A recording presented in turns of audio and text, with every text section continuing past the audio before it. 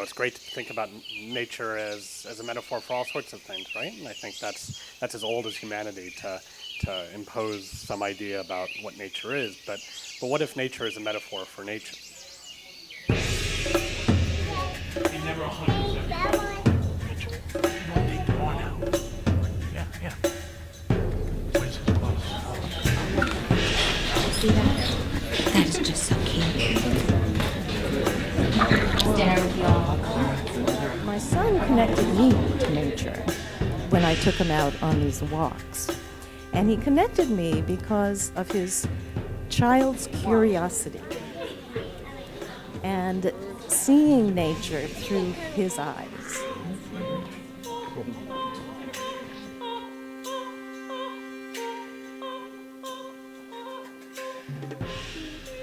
When you look at nature and all of the things that are around us in New York City, it could lead you on a lifelong journey of unexpected discoveries.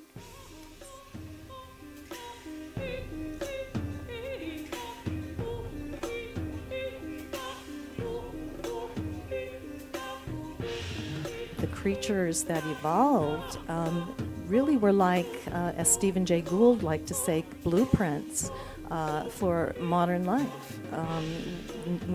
The life forms we see today are not that much different from those life forms 500 million years ago. There have been people living here for up to 8,000 years ago in the New York City region. So it's been inhabited for a very long time. Back when it was mammoths and boreal forest and the Hudson River was still running 100 miles out to the shore, there were people here. But I think the most important fact about them is that there were only 300 to 600 people living on Manhattan 400 years ago. And they probably didn't even live here all the time. So 300 to 600 people, right? There's probably 300 people will walk by in the course of this talk outside on Waverly Place here. I know it seems kind of strange living in New York City, where most of the things we're hearing are helicopters and airplanes and buses and people's woofers in the trunk of their car pounding. But if you become aware of the sounds that are out there associated with wildlife, you'd be surprised at what is available and what will actually drown out all of those mechanical noises. 480 species, according to the New York State Ornithological Association, have been identified, most of them seen regularly in New York State. 335 species, according to New York City Audubon Society, have been seen in New York City. That's more than a third of all of the bird species that have been seen in the US and Canada. You can see in the 5 boroughs of New York City. So that I feel like I'm surrounded by all these different characters, these different species that all have their own way of living, right? Their own way of interacting, their own drama.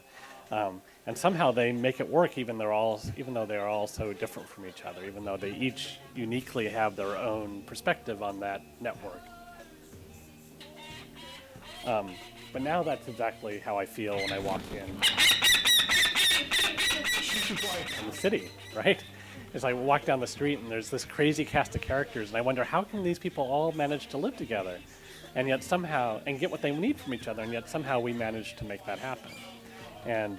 And that's because, of course, there is the network, which is the city. There is the mirror web, which is the city, which is comprised in the first order of our relationships to our friends and our colleagues and the people we see on a regular basis. But then there's all the other people that are 2 or 3 or 4 or 5 or 6 connections from us that are supporting us, that are making it possible for us to live here, that are making sure there's electricity and universities and water and all of the other things that we need to live.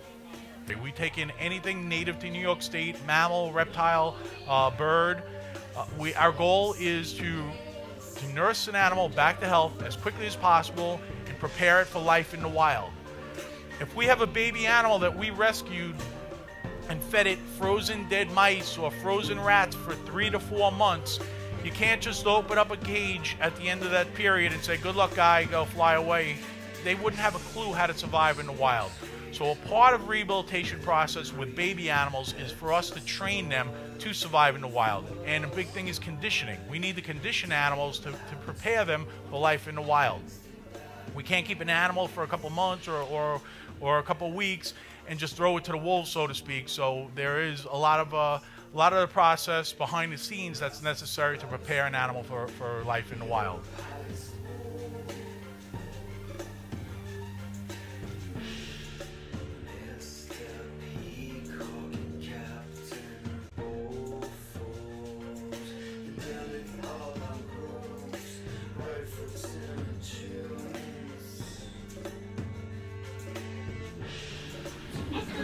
This is Marie. We brought a couple of mammals now too. There are skunks. I think every borough of the city, you may not believe it, you have to take my word for it. They're very visible in the Bronx, in Queens, and Staten Island. If you lived in Upper Manhattan, we do a presentation up near Highbridge Park or Fort Tryon Park, and people complain, oh, I had one in my garbage, I had one. So Upper Manhattan, there is a skunk population. They're in the Riverdale section. They are showing up more and more. There are no predators. There's no natural predators for skunks besides great horned owls. There's no predators, so their population is going to continue to grow in New York. Her nose is running. It's hot, yeah. She lives outside, so she's sweating. Oh.